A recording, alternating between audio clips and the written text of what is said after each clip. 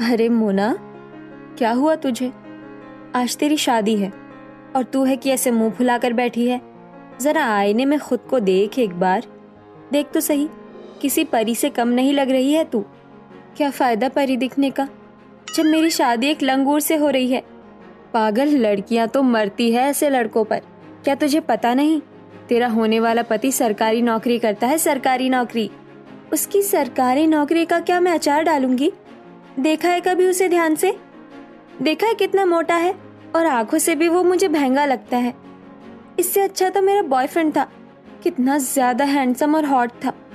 काश मेरी शादी उससे होती। चल ना यार, छोड़। पतीना से ही कम से कम उसके पैसों पर तो ऐश कर। थोड़ी देर में बारात आ जाती है और मोना की सहेली माला मोना को लेकर नीचे आ जाती है। सारे रीति रिवाज के साथ मोना और आशीष की शादी हो रही होती है कि तभी मोना की नज़र उसके जेठ विजय पर पड़ती है। विजय को देखकर मोना काफ़ी हैरान रह जाती है। विजय दिखने में काफ़ी ज़्यादा हॉट और चार्मिंग होता है, जिसके चलते शादी में आई हर लड़की विजय को देख रही होती है। शादी के बाद सभी लोग नई दुल्हन को घर ले आते हैं। मोना की जेठानी सुरभि और सास सलोनी बड़े प्यार से मोना का गृह प्रवेश करते हैं। सुरभि मोना को कमरे में ले जाती है। थोड़ी देर में मोना का पति भी कमरे में आ जाता है। आशीष जैसे ही मोना के करीब आने लगता है तो मोना उससे दूर हो जाती है। क्या हुआ मोना? क्या मेरा तुम्हारे करीब आना तुम्हें अच्छा नहीं लगा? ऐसा नहीं है, वो मेरी तबीयत कुछ ठीक नहीं है। अच्छा, मैं समझ गया। मतलब ठीक है, तुम रुको, मैं आता हूँ। इतना कहकर आशीष कमरे से बाहर चला जाता है। क्या मुसीबत है? मोना इतना बोल ही रही होती है कि तभी आशीष हाथों में ढेर सारी चॉकलेट्स, खाने पीने की चीजें, जूस, फ्रूट्स, मेडिसिन और एक हॉट बैग लेकर आता है। ये लो। ये सब क्या है? आई नो तुम्हें गर्ल्स प्रॉब्लम हो गई है और तुम मुझे बता नहीं पा रही, मैं समझ सकता हूँ। देखो, जहाँ तक मैं जानता हूँ गर्ल्स प्रॉब्लम में लड़कियों को इन्हीं चीज़ों की सबसे ज़्यादा ज़रूरत पड़ती है। इसलिए मैं ये सब कुछ लेकर आया हूँ तुम्हारे लिए। और यहीं सोफे पर मैं सो रहा हूँ, तुम आराम से बेड पर सो जाना, ठीक है? और कोई भी परेशानी हो तो मुझे जगा देना। आशीष जाकर सोफे पर सो जाता है। वहीं मोना बेड पर सो रही होती है, लेकिन रात भर मोना को अपने जेठ विजय के ख्याल आ रहे होते हैं। सुबह होते ही मोना जल्दी से उठकर तैयार हो जाती है और अपनी पहली रसोई की रस्म में सबके लिए कलाकंद बनाती है। बहू, तुझे कलाकंद बनाने की क्या जरूरत थी? मामूली सी खीर बना लेती। सभी बहुएं अपनी रसोई की रस्म में खीर हलवा ही बनाती है, इसलिए मैं कुछ अलग बनाना चाहती थी। वैसे कलाकंद विजय को भी बहुत पसंद है, ये मुझसे आए दिन कलाकंद बनवाते रहते हैं। अच्छा, तो ये बात है। जेठ जी, ये लीजिए और खाइए कलाकंद। मोना कलाकंद परोसने के बहाने अपने जेठ विजय के हाथ को छूने लगती है, जिसे देखकर विजय कहता है, कोई बात नहीं मोना, मैं खुद ले लूंगा। अब छोटे छोटे बहानों से अपने जेठ विजय के करीब आने की कोशिश करने लगती है। मोना, अगर तुम्हारी तबीयत ठीक नहीं है तो मैं तुम्हारे साथ घर पर ही रुक जाता हूँ। अरे नहीं, बस मामूली सा पेट दर्द है। दवाई खाकर आराम करूंगी तो सब अपने आप ठीक हो जाएगा। आप भाभी और माँ के साथ मंदिर चले जाइए, वरना उन्हें अकेले जाना पड़ेगा। आशीष, सुरभि, सोनाली तीनों मंदिर चले जाते हैं। विजय अपने ऑफिस के काम की वजह से घर में ही रहता है, जिसे देखकर मोना भी पेट दर्द का बहाना बनाकर घर में रुक जाती है। मोना जल्दी से अपने घर में जाती है और एक सुंदर सी नाइटी पहनकर विजय के कमरे में आ जाती है और गेट बंद कर देती है, जिसे देखकर विजय कहता है, अब मोना, तुम मेरे कमरे में क्या कर रही हो, और वो भी इस तरह? और तुमने ये दरवाजा क्यों बंद कर दिया? जो काम बंद दरवाजे में किया जाता है वो खुले में कैसे हो सकता है विजय डार्लिंग? मोना विजय के गले लगने की कोशिश करती है, जिसे देखकर विजय मोना को धक्का दे देता है।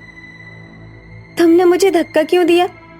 पहले तो तुम्हें ये सब बहुत पसंद था। मेरी जिंदगी की सबसे बड़ी गलती थी तुमसे प्यार करना। अच्छा हुआ मैंने उसी वक्त तुम्हारा साथ छोड़ दिया। मुझे तो पता भी नहीं था कि मेरे छोटे भाई की शादी तुमसे हो रही है, वरना मैं रिश्ता कभी भी नहीं होने देता। मुझे लगा था कि तुम बदल गई होगी, लेकिन तुम तो वैसी की वैसी ही हो अभी भी। इतना कहकर विजय कमरे का गेट खोलता है और बाहर चला जाता है। विजय का ऐसा बर्ताव देखकर मोना को बहुत ज्यादा गुस्सा आता है और वो अपने कॉलेज के दिनों को याद करने लगती है। सॉरी बेबी, रास्ते में बहुत ज्यादा ट्रैफिक था, इसलिए आने में लेट हो गया। तुम्हें तो मेरे टाइम की कोई वैल्यू ही नहीं है। आखिरकार तुमने समझ क्या रखा है मुझे? अरे मैंने तुम्हें सॉरी तो बोल दिया ना, और तुम भी तो मुझे कितना लेट करवाती हो। मैंने तो तुम पर आज तक कभी गुस्सा नहीं किया। मैं लड़की हूँ, मैं तुम्हें वेट करवा सकती हूँ, लेकिन तुम मुझे नहीं। अब जाओ यहाँ से, मेरा तुमसे बात करने का मन नहीं है। मोना हर छोटी छोटी बातों पर विजय से बहुत ज्यादा लड़ती थी, जिससे विजय मोना के साथ अपने इस रिलेशनशिप से काफी ज्यादा परेशान हो चुका था। इसलिए अब वो इस रिलेशनशिप को खत्म करने की सोचता है।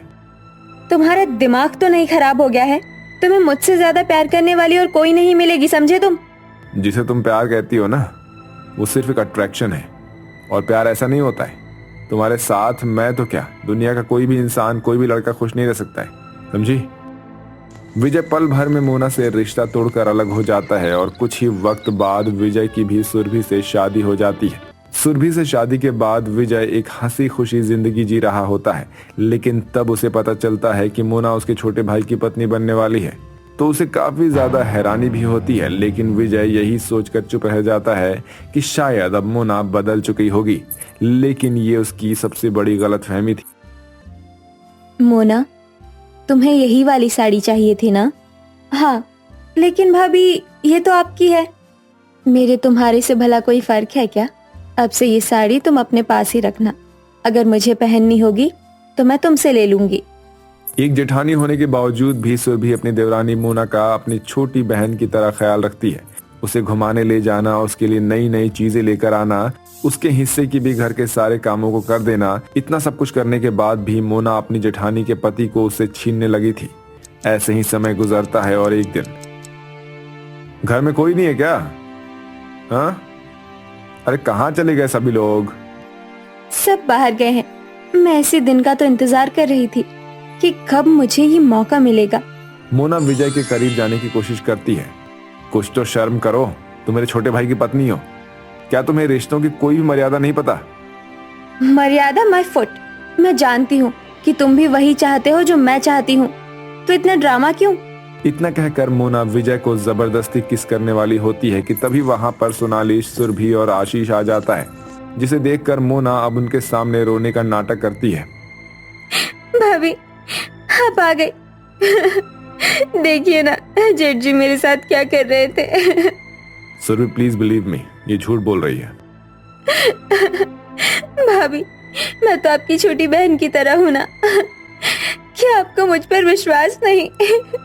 मोना की बात सुनकर सुरभि उसे एक जोरदार थप्पड़ मारती है, जिसे देखकर सभी लोग हैरान रह जाते हैं। आपने मुझ पर हाथ उठाया? हाँ, तुम्हें क्या लगा तुम मेरे पति पर झूठा इल्जाम लगाओगी और मैं इसे सच मान लूंगी? हमारा रिश्ता इतना भी कमजोर नहीं है। तुम्हारे बारे में तो मुझे विजय ने बहुत पहले ही बता दिया था, लेकिन मैं ही ये समझती रही कि शायद अब तुम बदल चुकी हो, लेकिन तुम तो नागिन निकली। मोना, मैंने तुम पर इतना विश्वास किया, तुम्हें सब कुछ दिया, और तुमने मेरे प्यार का ये सिला दिया। अरे जिसने प्यार जैसे रिश्ते को कभी समझा ही नहीं, वो एक अच्छी बहू, पत्नी, बहन और देवरानी का रिश्ता क्या निभाएगी? ये तो किसी रिश्ते के लायक नहीं है। तुम जैसी लड़कियां तो औरत जात के नाम पर कलंक हो। खुद से ज्यादा खुद को प्यार करने वाले पति की आंखों में आंसू देख और साथ ही सभी की ऐसी बातें सुनकर आखिरकार मोना को अपनी गलती का एहसास होता है। अब वो सबसे माफी मांगती है। आशीष, मैं सबसे बड़ी तुम्हारी कसूरवार हूँ, मुझे माफ कर दो, मुझे माफ कर दो आशीष। तुमने मुझे इतना प्यार दिया और मैंने इसके बदले में सिर्फ तुम्हें धोखा दिया। भाभी, आप तो मुझे अपनी छोटी बहन की तरह मानती थी, लेकिन मैं तो आपके ही पति को छीनने चली थी। मैं जानती हूँ कि मैं माफी के लायक नहीं हूँ, लेकिन अगर हो सके तो आप सब लोग मुझे माफ कर देना। मोना की आंखों में पश्चाताप के आंसू देखकर सभी लोग उसे माफ कर देते हैं, जिसके बाद अब आशीष, मोना इस घर को छोड़कर दूसरे घर में चले जाते हैं, और अब दोनों देवरानी जेठानी अलग अलग रहते हैं और सिर्फ तीज त्योहारों पर ही एक दूसरे से मिलते हैं, और इसी तरह से सभी लोग खुशी खुशी रहने लगते।